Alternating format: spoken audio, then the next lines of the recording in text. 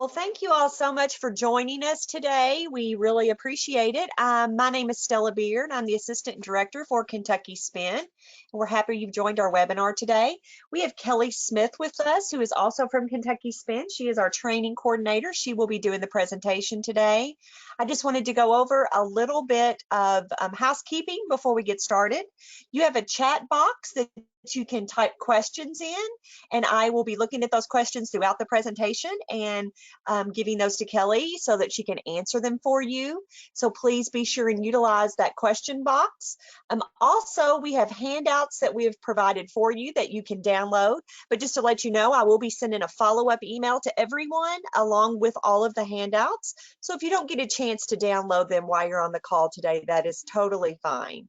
Also, in the chat box, I have given you a little bit of information about our webinar that we have scheduled for next Tuesday, May the 5th at 11.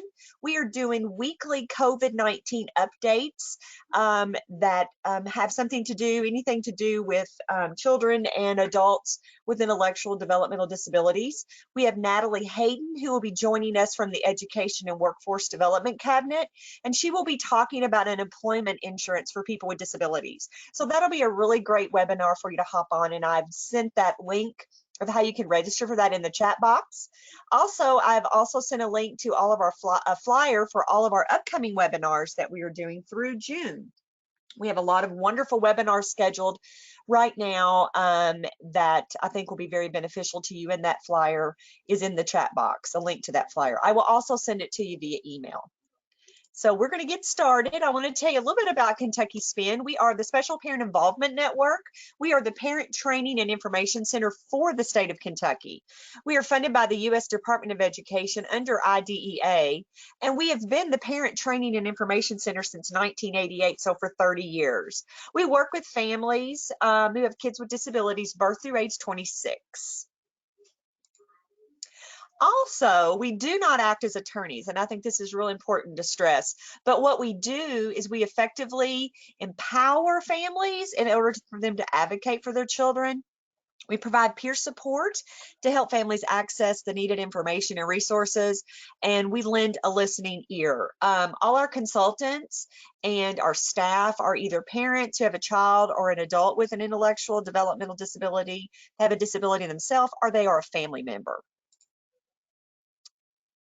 So just wanted to get started and let you know that just a little bit more about Kentucky Spin. We are family driven. We are a nonprofit 501c3. And so before we get started now, I just want to make sure everyone understood that you can type questions in the box if you would like, and I will be reaching out to Kelly throughout the presentation and asking those questions to her. So Kelly, are you ready to get started? I'm ready. Well, good morning, everybody. Thank you again for joining us.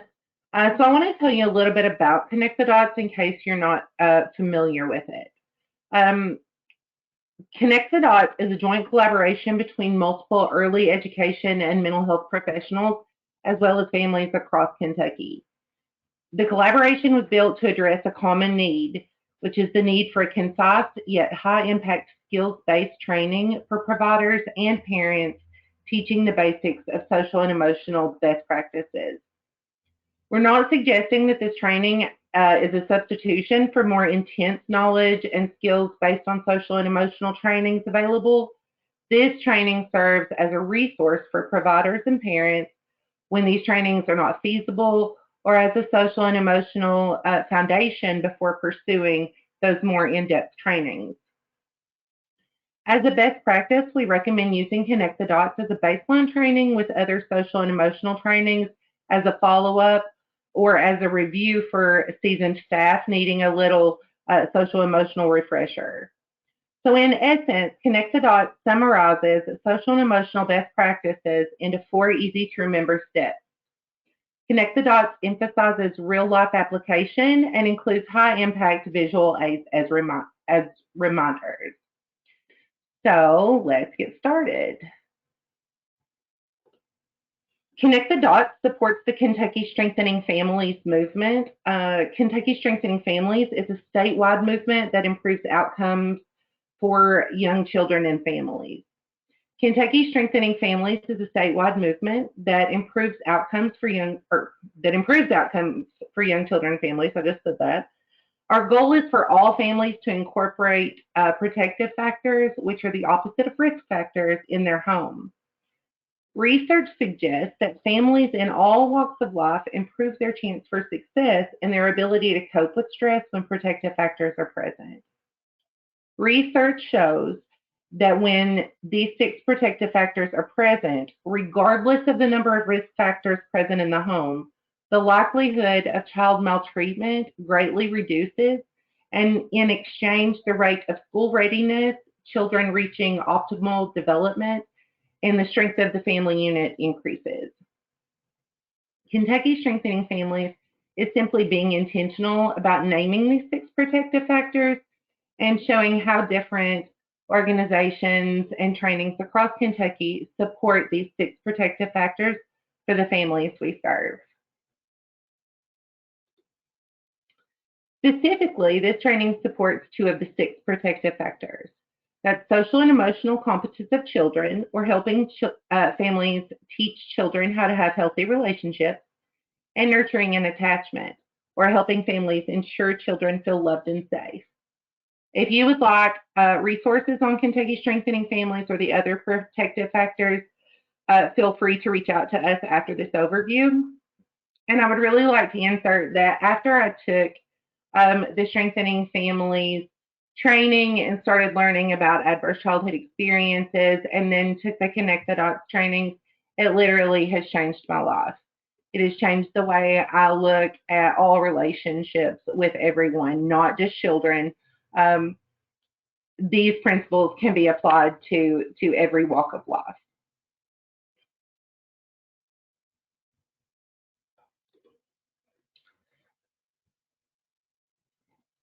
The objectives for the Connect the Dots training are, we're going to learn all 4 dots, or more specifically, the first dot is ensuring supportive environment. We'll learn how to identify predictable schedules, organize routines and transitions, and age-appropriate physical environment improves child behaviors. The second dot is encourage positive behaviors. We will discuss using proven skills to help the child link positive behaviors to positive experiences and feelings. And the third dot is emphasizing positive discipline. At the conclusion of this dot, you're going to be able to demonstrate at least 2 positive discipline techniques that will teach children how to handle their feelings and needs in appropriate ways. And then the fourth dot is embrace unique strengths.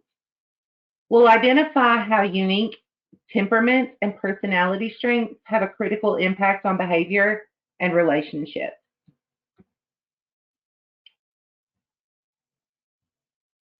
To get the most out of this training, you will really need to challenge yourself to think about a hot button behavior that you would love to see less of. You'll want to be as specific on the time, the child, and the circumstances possible. For example, Tracy throwing a fit right before nap time, or Sarah biting someone when she wants a turn. We'll then begin to strategize how you will re-enter your classroom or your home, calm and decisive because you took this training.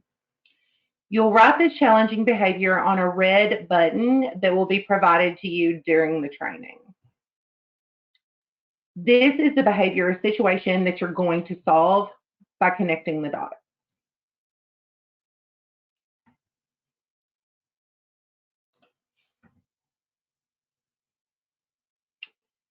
And so why are these our hot buttons? Because of how they make us feel. Walk through the usual process of emotions as we react to a challenging behavior or situation. First, we might be like this lady. We may be comforting and patient. And then if the child doesn't stop that behavior, we may move on to feeling bewildered or frustrated. Or if we're out in public, we may be really embarrassed. And then the behavior still doesn't stop. We may become angry and resentful. And then eventually we probably feel defeated and we just say, go ahead, I give up, it's not worth making a scene and isn't worth the fight.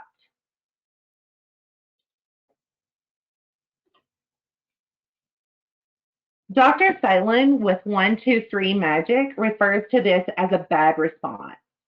So we're going to end these bad responses and learn how to have more prepared, empathetic, and calm responses. So we're going to go from being bewildered to being prepared with options and ready to go. Then we're going to go from being agitated to being empathetic, calm, and decisive. And then finally, rather than defaulting to pleading, we're going to have meaningful, teachable moments.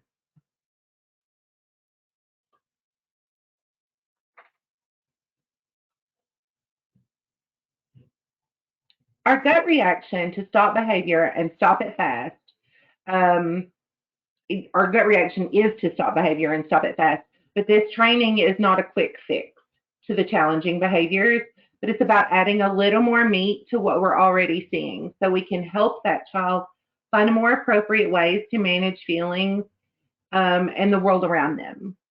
So this training is about connecting the dots, or said in another way, we aren't learning how to make a room full of good little soldiers, but rather we're teaching children how to handle stress and discomfort in healthy ways so they can go on to be strong and self-assured.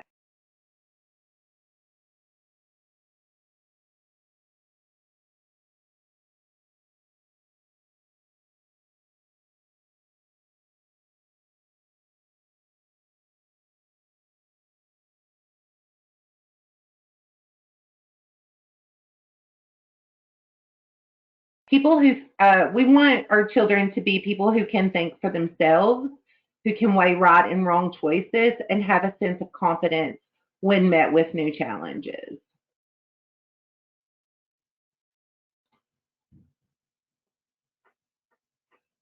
Challenging behaviors cannot be quote unquote cured with a magic wand. Just as there is no healthy trick to losing 20 pounds in a week, there is no magic wand for making a 2-year-old mind by Friday. There are some surefire ways to get children to do what you say and stop behaviors in their tracks. Yes, that's true.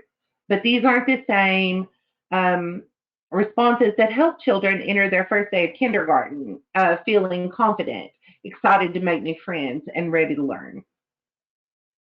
You're going to be able to leave the Connect the Dots training prepared to respond rather than react to challenging behaviors, but you're not going to learn an overnight crash diet for eliminating tough behaviors.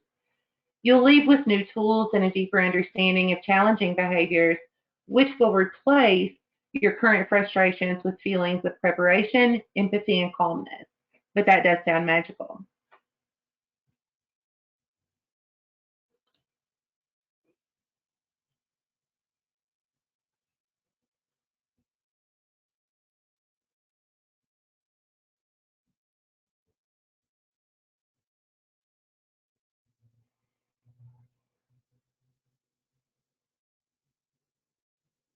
So let's talk about the brain in early childhood.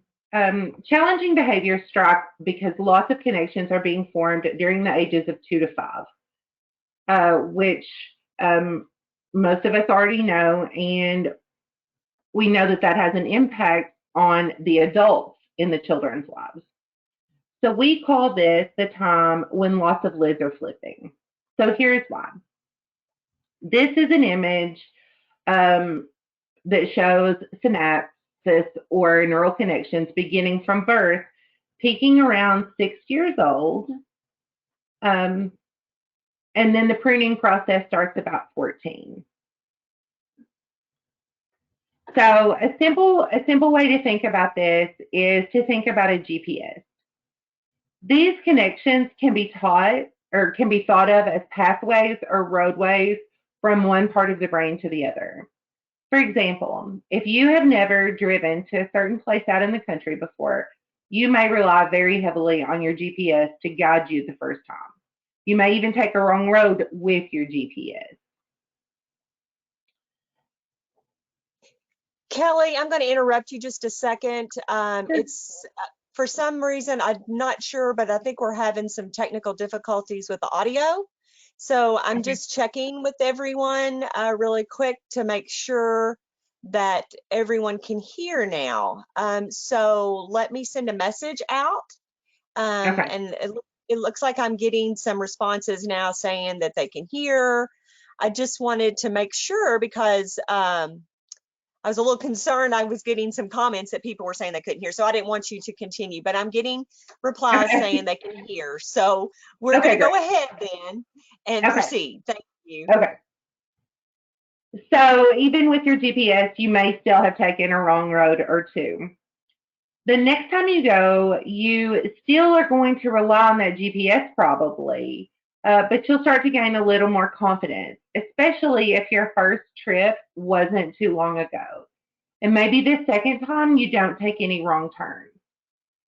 But by the fourth or fifth time, you can probably get there pretty easy without a GPS because that path from point A to point B has now been solidified in your mind.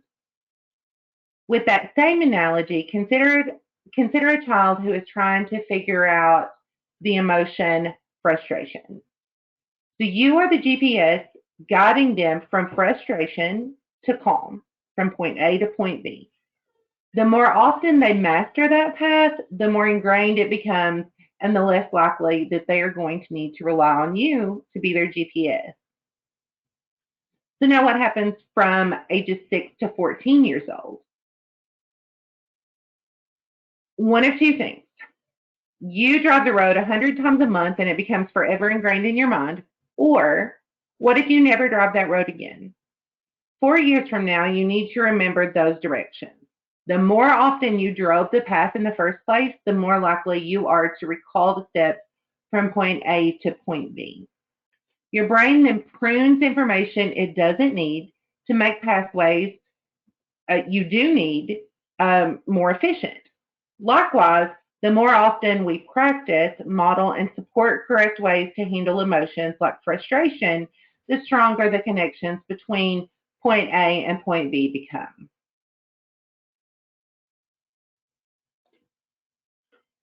So we're seeing lots of changes in behavior between 2 and 5 years. Stella, go back one slide, please. We're seeing lots of behaviors between ages 2 and 5 because these connections are being created at a really rapid pace.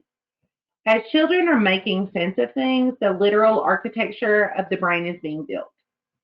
Therefore, as the adult in a meltdown moment, remember that you are literally building their brain and these pathways for future learning to build upon. So no pressure there.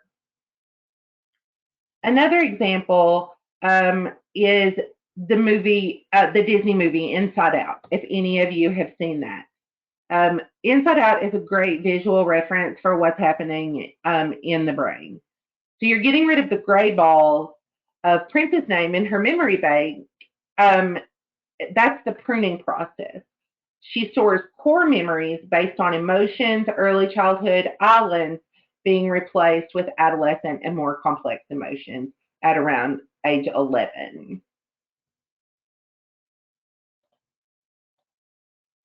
Okay, you can go to the next slide.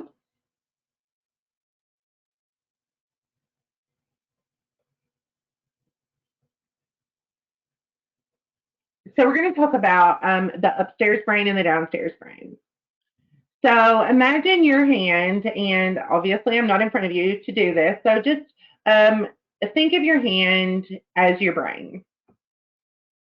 And so we're going to talk about connecting our upstairs brain to our downstairs brain. Your downstairs brain, which is down near your wrist, that's where your survival mode is. That's your am I safe? That's your fight, flight, and freeze brain. And then your midbrain, that is your connection brain. That's your emotions. So how do you feel? What has the past taught me? And how can I belong? And then the top part of your brain and the front is, what should I do? What are my options? What needs to change? So that's your problem solving brain. So we move from downstairs the Am I Safe, the Fight, Flight, or Freeze brain, to the upstairs using social and emotional skills. So an example for that would be you're almost in a car crash. Let's say you're driving 65 miles an hour on the interstate and the person in front of you slams on their brakes, causing you to swerve onto the shoulder. Traffic's going everywhere. What happens? The first thing that happens is you probably have a huge surge in adrenaline, making your heart pound. You might gasp or hold your breath. You may throw both hands on the wheel and slam on your brakes. Your brain doesn't care what you were thinking about, doesn't care what's for dinner. It hijacks every thought and pathway and throws you into full-on survival mode. So then you move on to step 2, which is, your midbrain, your connection brain. So after a few minutes, you realize all is well. You're okay. You're taking some deep breaths. You're looking around to see where your cell phone flew. You might be saying, some bad words. You might even want to call someone and tell them about it. Or maybe you got so worked up that you started to cry a little bit, especially if you have kids in the car. The second step, again, is our emotional state of our brain kicking in. It's the part of calming down is remembering that this doesn't happen all the time and regrounding yourself. And then sometimes we may even want to call someone that we feel emotionally connected to so that we can continue to calm down. So then step 3, after you get off the phone with your friend who agrees that people can't drive, you become the most cautious driver that there ever was. You re-enter the highway, you turn on your signal, you've got your hands at 10 and 2, you sit there for quite a while waiting to make sure that it's clear before you even think about getting back out on the road. So that's your final step. That's your problem-solving brain, making sense of what just happened and creating a solution and getting ready to move forward. So that's where we're getting our kids to. We're getting them in the midst of their behaviors from the downstairs brain or survival mode to problem solving.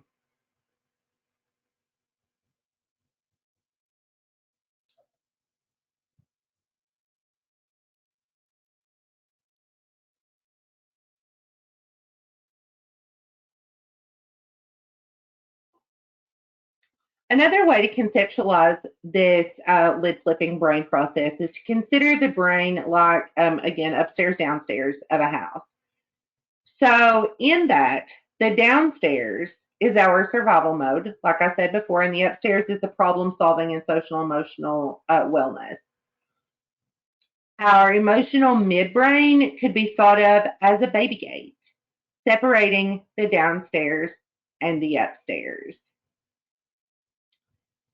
For neurotypically developing children, this upstairs thinking isn't available until around age 2. From age 2 to 5 is under heavy construction. Next, around age 14, there is a massive remodel, if you will, of the upstairs. And the final construction isn't complete until around the mid-20s. So isn't it interesting that we typically see the most challenging behaviors between the ages 2 and 5, and then again in the early teen years? So I know everyone's at home, but I would like for you to read this along with me. My job is to recognize difficult behavior. As a child is telling me he or she needs social and emotional skills to solve problems. It's about coaching, not controlling. And for many of us, that is not how we're used to living life. We want to tell our kids to stop and behave rather than coaching them how to react.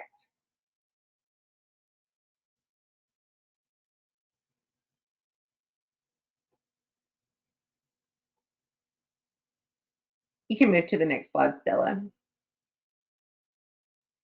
You are safe. You are loved. You have choices. and you have strengths.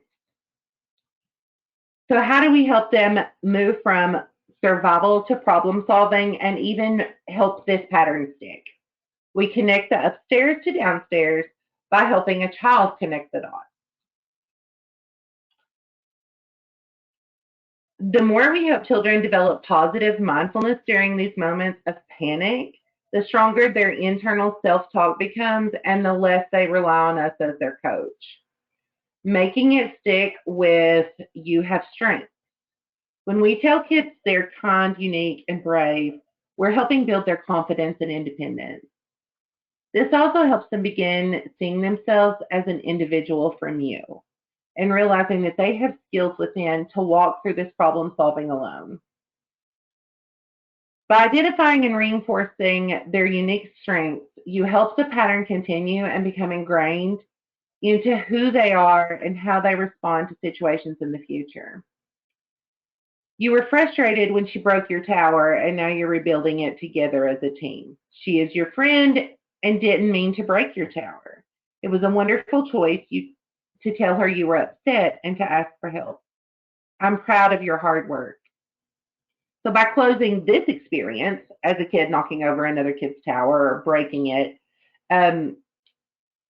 with such a powerful narrative on what happened, the child will soon skip past survival mode when the tower gets knocked over. For some children, this process is long and dramatic, and for others, it's quick and subtle. We need to think and respond in this way. We respond to what the child needs to learn and what is underneath this behavior, not just responding to the behavior. So now we're going to talk about dot number 1, ensuring a supportive environment.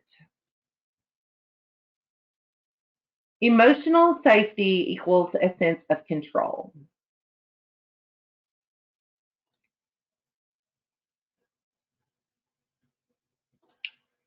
Children feel more secure, in control, and competent when they can predict what happens next.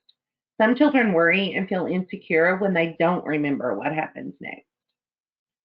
When children have the time and tools to finish what they are doing and prepare for the next activity, they're less likely to get frustrated and give up or misbehave. And when they remember and follow a simple rule, they experience a sense of mastery, which supports initiative, especially when they are involved in developing those rules. So what does that look like? Schedule and routines, transitions, and rules.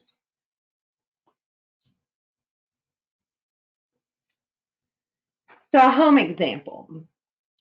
A routine is an activities that happen about the same time and in about the same way every day. It provides comfort and a sense of safety to young children and to adults. I'm just inserting that. Transition is moving from one event to another. Use a tool to cue the child about what is next. Then you have a daily schedule. Scheduling refers to the parent deciding who will do what and when they will do it. But, times and responsibilities.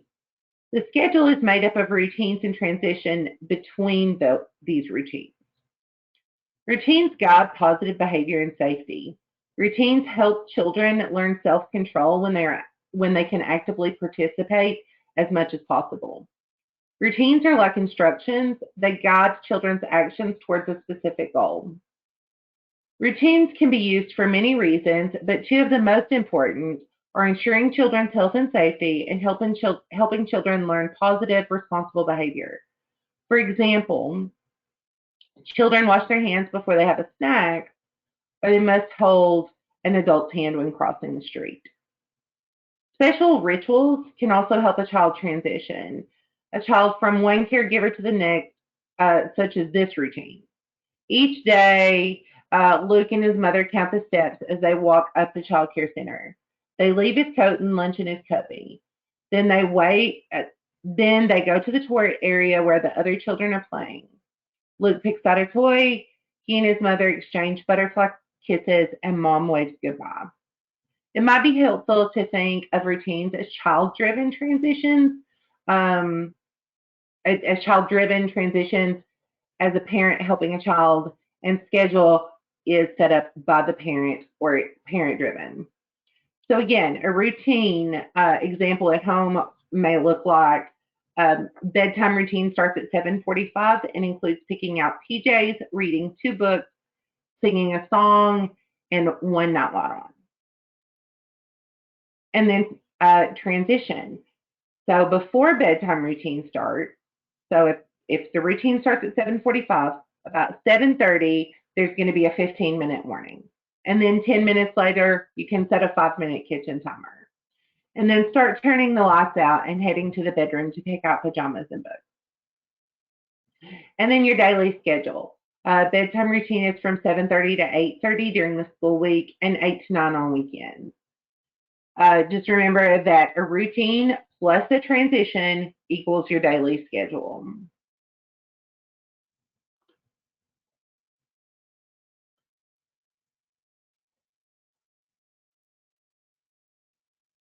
So you're going to want to review a daily schedule often. Use photographs of the child as much as you can so he or she can see themselves in the schedule, and it feels more engaging that way for them. Most preschool kids can't read.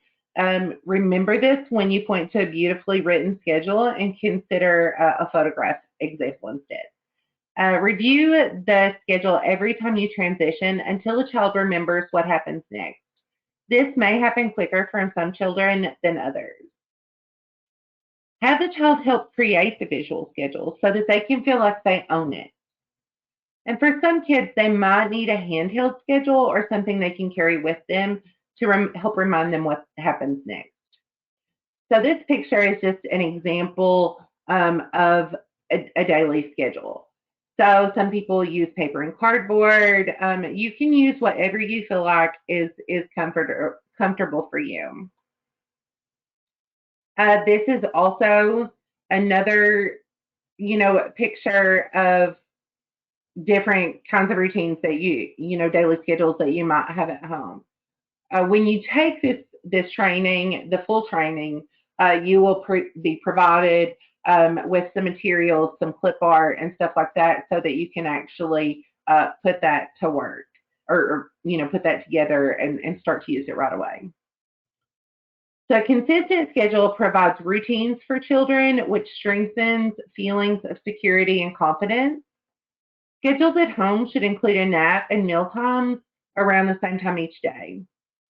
It's also important to include a balance of activities, such as active play, so they can get their wild out, quiet time, which might include TV time or book time. Independent play, it's very important that they learn to play by themselves, and then some one-on-one adult time, and don't forget plenty of sleep. So we're going to want to limit surprises by taking the time to explain schedule changes. Change is going to happen. It always does. But the more we can be one step ahead, the better we're going to be. You may want to have a rainy day schedule when outside isn't going to be an option, or a snow day schedule, or whatever the case may be. You may want to have that alternate schedule as a backup so that they can help understand change.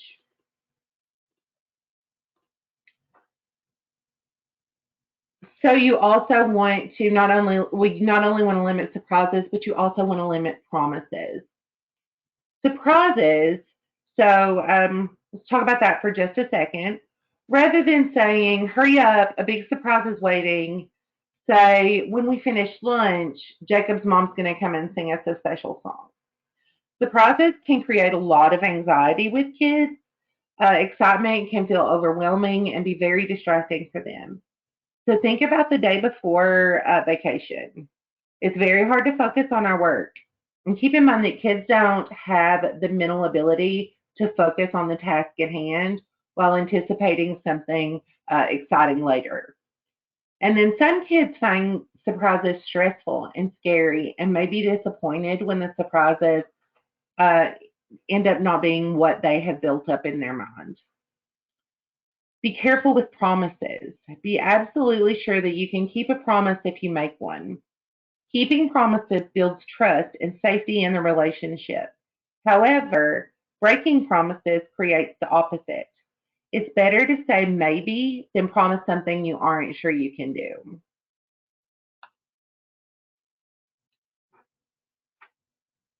And then you're also going to want to remember that transition is a very challenging social and emotional skill.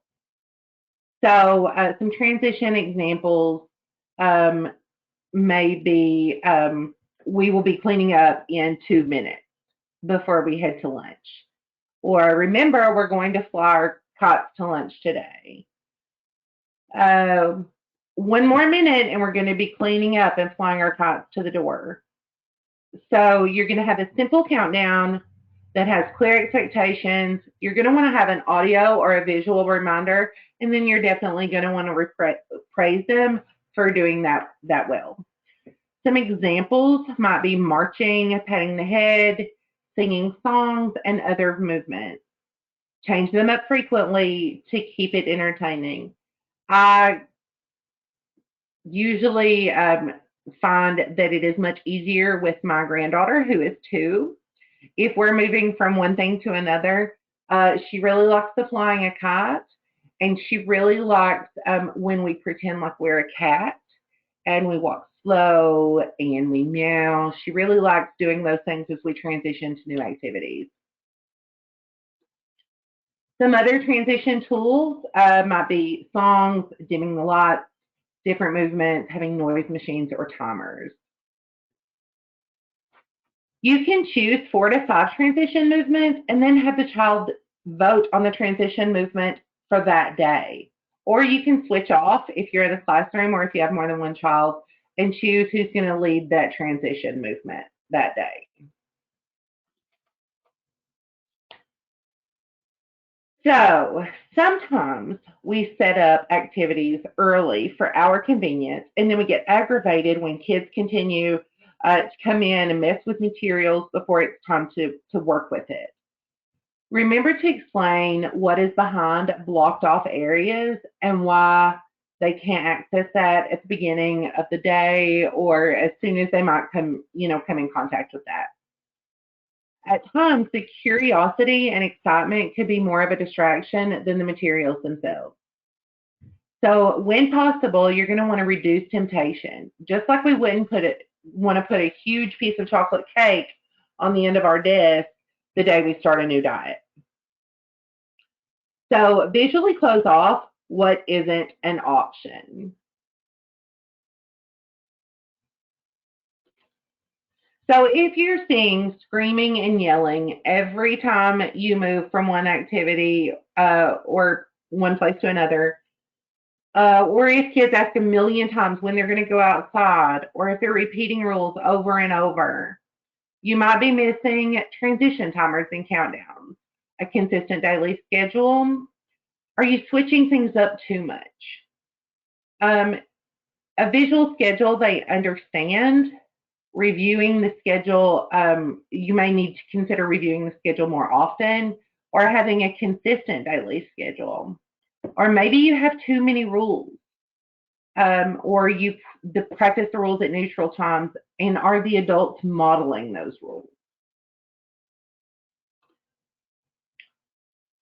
So if you see yourself saying no more than you saying yes, or spending so much time and energy preparing for activities that they never do right or finish, or you see lots of injuries from climbing on furniture, you see lots of aggression and overall hyperactivity, you may need an appropriate setup for your kids' interests and abilities.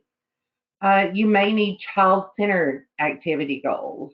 As parents, we often want them to do things that we think would be fun, but we need to make sure that it's child-centered.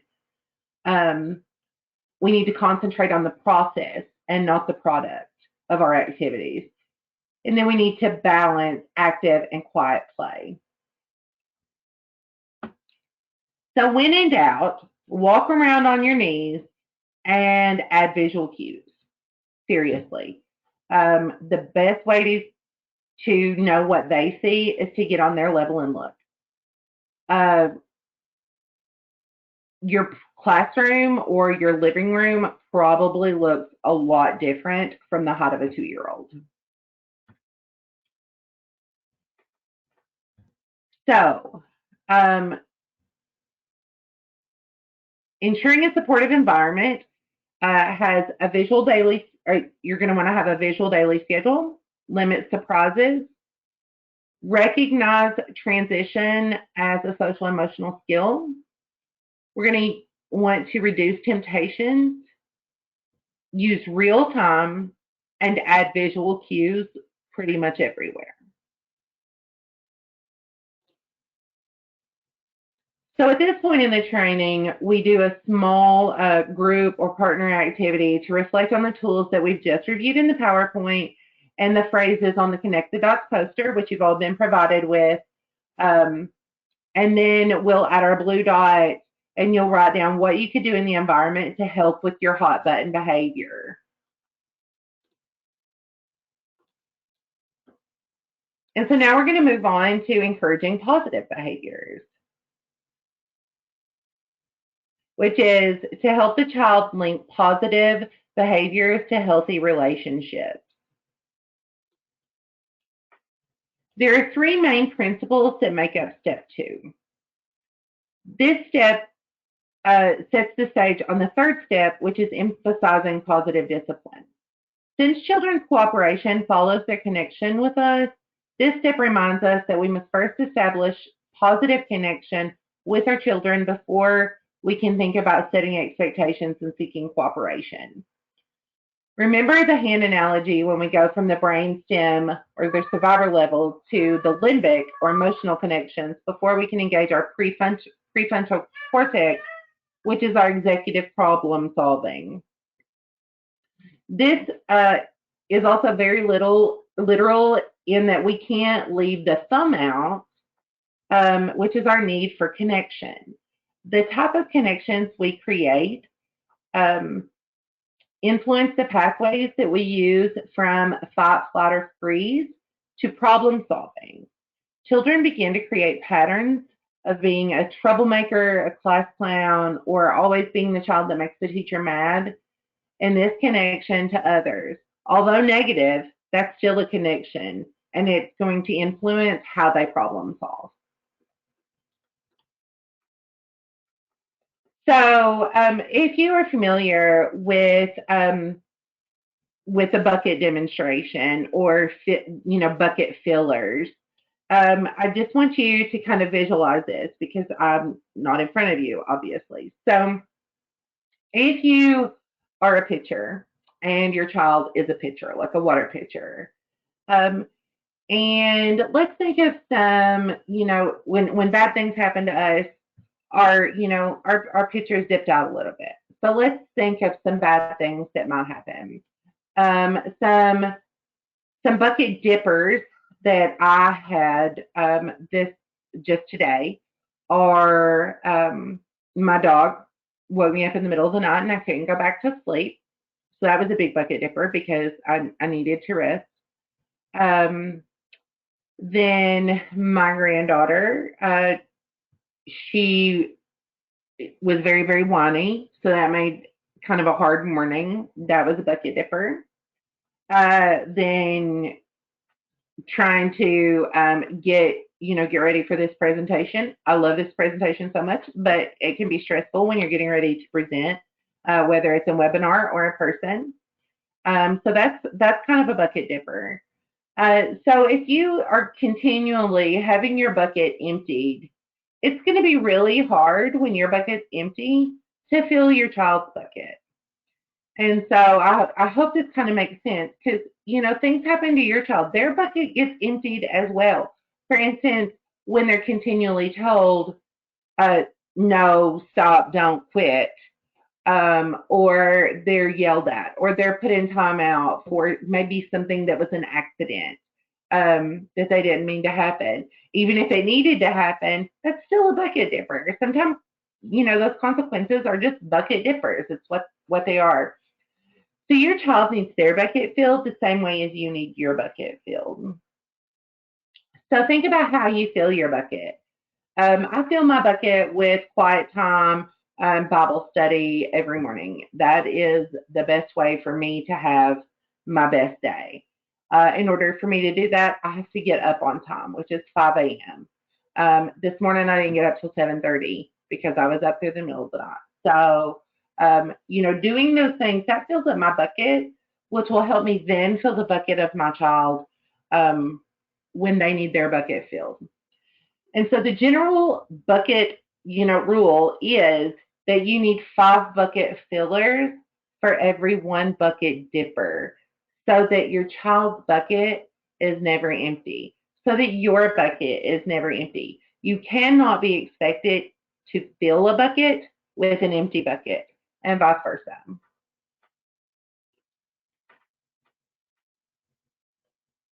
So also when thinking about how you keep your bucket full, I told you how I keep my bucket full. How does a child's bucket typically get filled? Typically, it's by the adults in their life. So we must keep our bucket full because we're responsible for keeping their bucket full. Our bucket fills when we feel connected. Likewise, our bucket begins to drain when we feel disconnected. So some key points and concepts to remember is if you think back to the last time you just like flipped your wig, flipped out, you flipped your lid, what happened to your connections? Were you able, to calm immediately back down? Did you have to go through a process?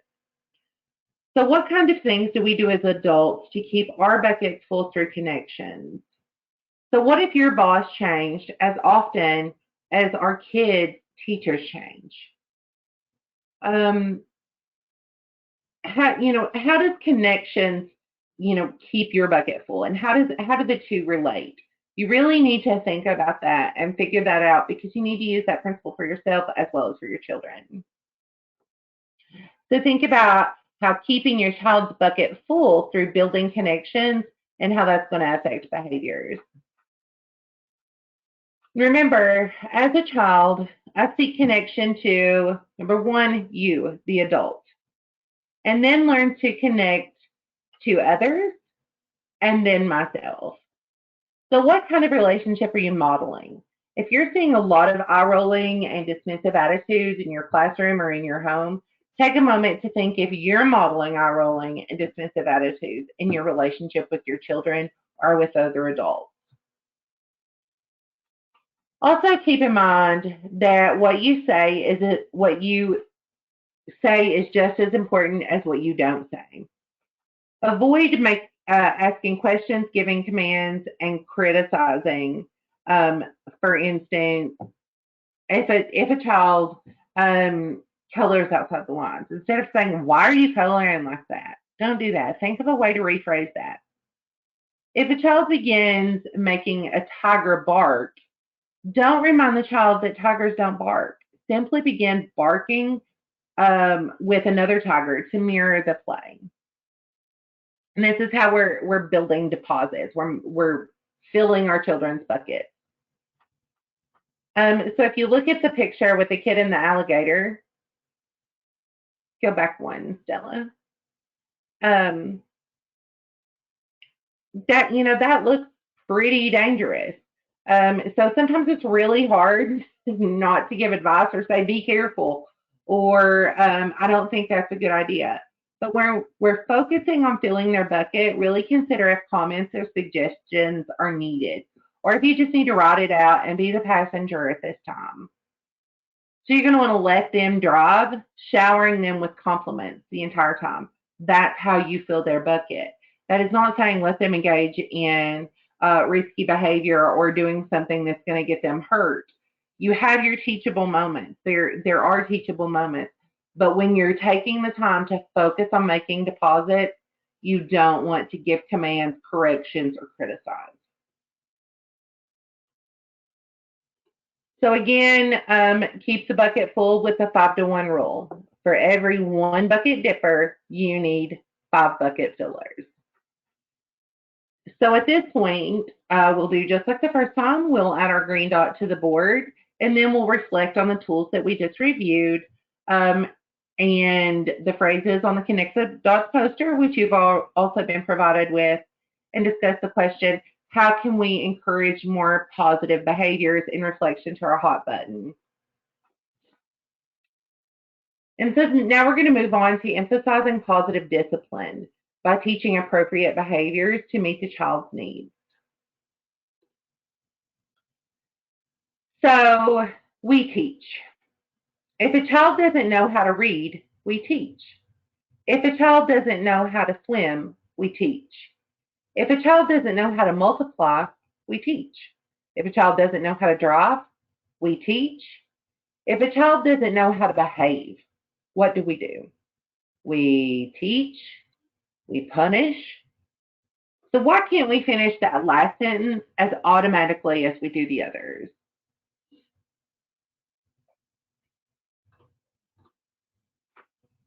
So you've got the meaning right now. So now what? We're going to learn to prevent it before it escalates, replace it with a new behavior, and then we're going to learn to change the adult response. So in the training, you'll be given a handout, this discipline brochure. And in the full training, we're going to learn how to reinforce your skills by using these 7 strategies for emphasizing positive discipline, which are setting clear expectations, modeling appropriate behaviors, redirection, using the flip it method, allowing choices, giving logical consequences, and actively ignoring inappropriate behaviors. And we're also going to talk about thought control.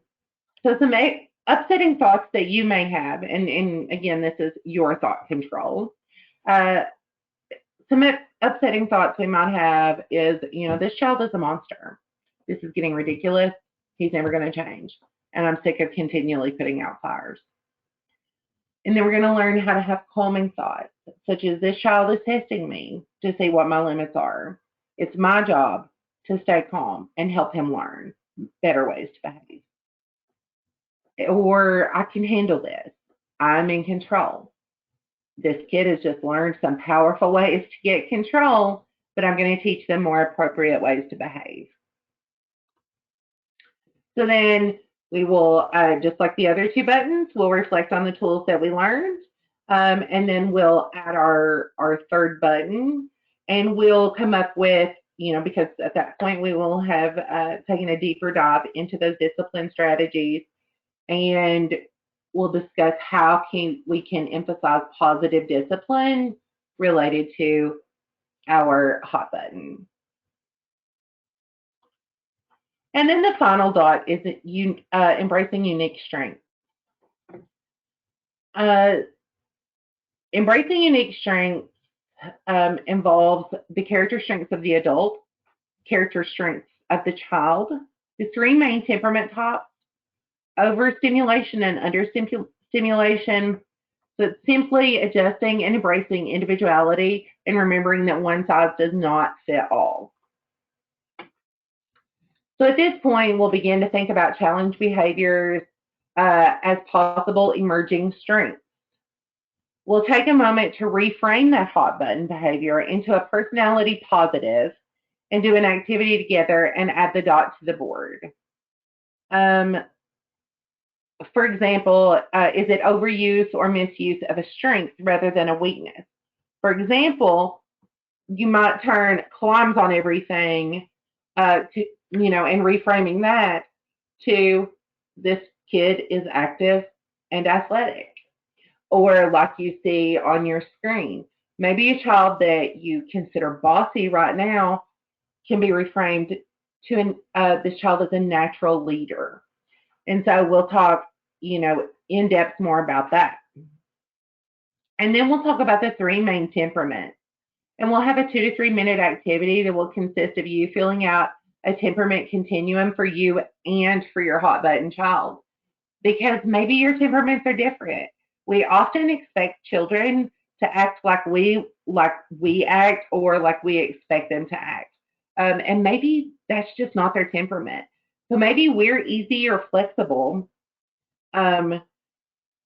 which, we tend to be happy, have regular sleeping habits, we're adaptable and calm, and maybe our child doesn't have that temperament. Maybe our child is active or feisty. Maybe the child is fussy, irregular in sleeping habits, or fearful of new people and situations. So we're just going to discuss how the three main temperaments relate to one another. And then we'll be talking about spotting the signs of overstimulation and understimulation. So while you were on this webinar, who got your phone out at some point because you were bored with certain sections? So what were you doing? You were changing your stimulation level. At the same time, some of you were getting your phones out because you were bored or understimulated, and others may have been taking notes or thinking this is too much, to keep up with. It's too much information. So keep in mind that adults are aware subconsciously where they are on this continuum and can adapt our environment and activity to speed things up or slow things down. Children, however, cannot identify where they are on the spectrum. They don't know how to get from bored to satisfied or overstimulated to enjoyment.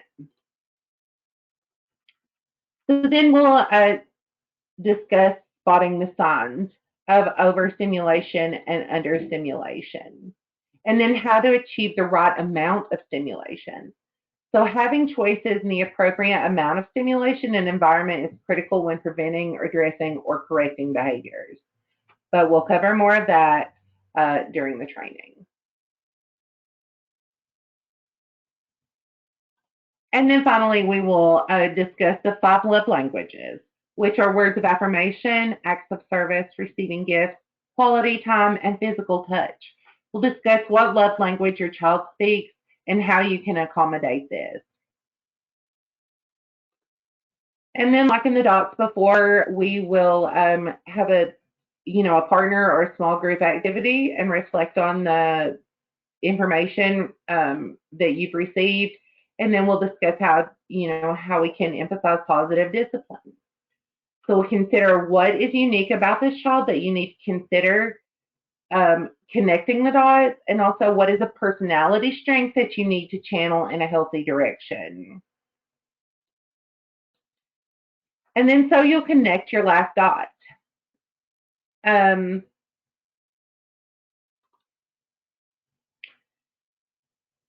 So when it all comes full circle, we will discuss, my child, I am learning too. So we'll talk about that hot button and what they're really learning to navigate at that point. That is bringing it full circle. So we've got ensuring supportive environments so the child feels safe, prepared, and ready to succeed. Encouraging positive behaviors to help the child link positive behaviors to healthy relationships. Emphasizing positive discipline by teaching appropriate behaviors to meet the child's needs, and embracing unique strengths through nurturing individual differences and natural temperaments.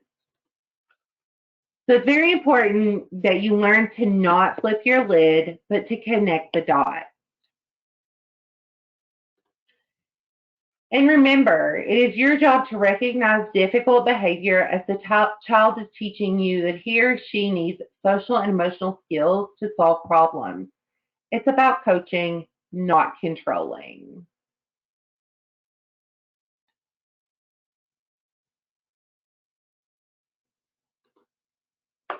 Stella, do we have any questions?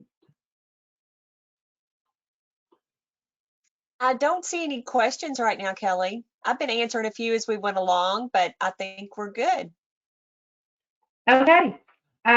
Well, if you have any final thoughts or questions, or if you would like to attend one of the full-length trainings, they are lengthy, but it, again, is amazing and has changed my life. I can't say enough wonderful things about the Connect the Dots training.